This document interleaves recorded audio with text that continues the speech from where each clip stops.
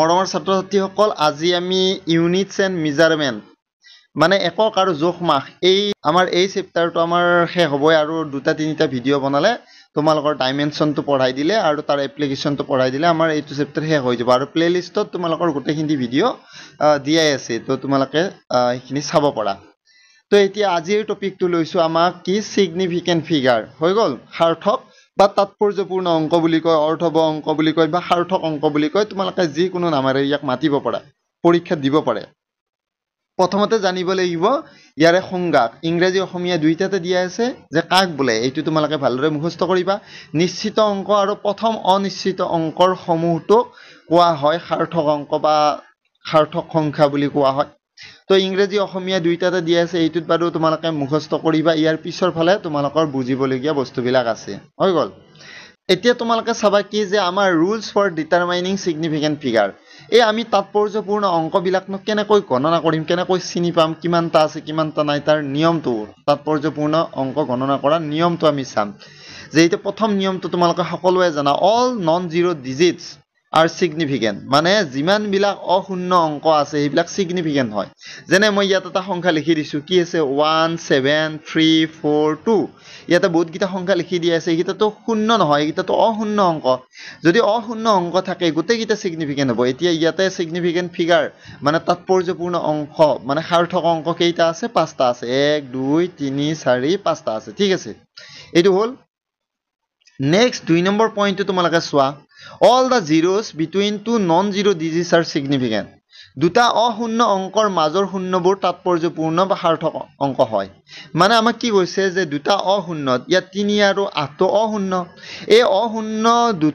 অংক দুটাৰ মাজত যদি শূন্য থাকে তেতিয়ালে তাৎপৰ্যপূৰ্ণ সেই দুটা শূন্যক তাৎপৰ্যপূৰ্ণ অংক বুলি ধৰি লোৱা হ'ব তো এতিয়া টোটাল তাৎপৰ্যপূৰ্ণ অংক কেইটা আছে 3 0 0 আৰু 8 টোটাল কেইটা হ'ল 4টা হ'ল তো ইয়াতে 4টা তাৎপৰ্যপূৰ্ণ অংক আছে এইটো হ'ব 2 নম্বৰ নিয়ম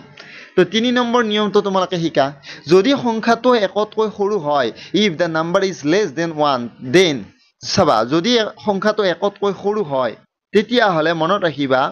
সেই সংখ্যাটোৰ যেটো দশমিক বিন্দু আছে সেই দশমিক বিন্দুৰ লেফট সাইডে যেটো 0 আছে আৰু দশমিক বিন্দুটোৰ ৰাইট সাইডে যিকিটা 0 আছে সেই 0 গিটাক সিগনিফিকেন্ট ফিগাৰ বুলি কোৱা নহয় তো এটা সিগনিফিকেন্ট ফিগাৰ কেইটা থাকিল ইয়াতে তাৎপৰ্যপূৰ্ণ অংক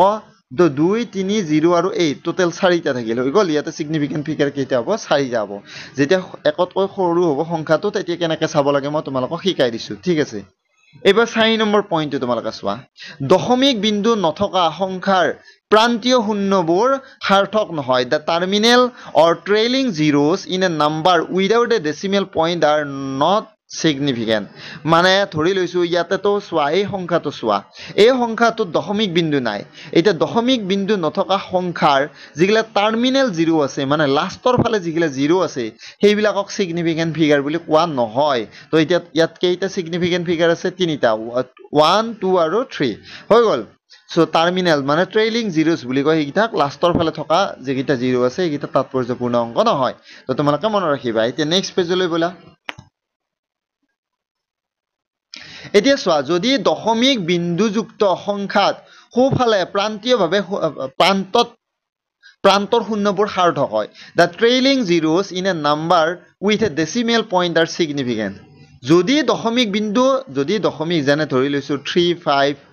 0 0 হৈ গ'ল ইয়াত দশমিক বিন্দু নাই তো এই শূন্যবিলাক কি নহয় টাৰ্মিনেল শূন্যবিলাক কি নহয় সিগনিফিকেন্ট ফিগাৰ নহয় কিন্তু এইবাৰ কৈছে কি যে যদি দশমিক বিন্দু থাকে তেতিয়া হলে আকৌ পিছফালে যিবিলাক টাৰ্মিনেল 0 আছে পিছফালে যিবিলাক শূন্য আছে যেনে ইয়াত দুটা শূন্য আছে হৈ গ'ল সেই দুটা শূন্য কিন্তু সিগনিফিকেন্ট ফিগাৰ হ'ব তো ইয়াত টোটাল কেইটা সিগনিফিকেন্ট ফিগাৰ হ'ল 1 2 3 4 তাৰ মানে যদি দশমিক বিন্দুটো থাকে ডেসিমেল পইণ্টটো যদি থাকে তেতিয়া হলে পিছৰ ফালে থকা শূন্যবিলাক সিগনিফিকেন্ট ফিগাৰ হ'ব এতিয়া তোমালোকে কোৱা এই পিছৰ ফালে থকা দুটা শূন্য কি হ'ব সিগনিফিকেন্ট ফিগাৰ হ'ব তো টোটাল কেইটা আছে ইয়াত 4টা আছে কিন্তু মনত ৰাখিবা দশমিক বিন্দুৰ আগত থকা শূন্যটো আৰু ইয়াৰ সোঁফালে থকা শূন্যটো কিন্তু আকৌ সিগনিফিকেন্ট ফিগাৰ নহয় এটো আকৌ মনত ৰাখিবা তো এইকাৰণে কেইটা আছে মই ইয়াত লিখিয়ে দিছো নেক্সট লাষ্ট পইণ্টটো চোৱা সাইণ্টিফিক নোটেশ্যনত যদি কিবা দিয়াই থাকে তেতিয়াহ'লে তোমালোকে কি কৰিবা এই যে 10 টু দি পাৱাৰত যিমানবিলাক সংখ্যা থাকে সেইবিলাক ছিগনিফিকেণ্ট ফিগাৰ নহয় 10 to the power 3 10 to the power 4 10 to the power 6 এইবিলাক তোমালোকে এভইড কৰিবা আৰু এই নাম্বাৰটোত কেইটা ছিগনিফিকেণ্ট ফিগাৰ আছে এইটো চাবা তোমালোকে তো তেতিয়াহ'লে হৈ যাব তোমালোকে এই মই গোটেইখিনি নিয়ম তোমালোকক মই বুজাই দিলোঁ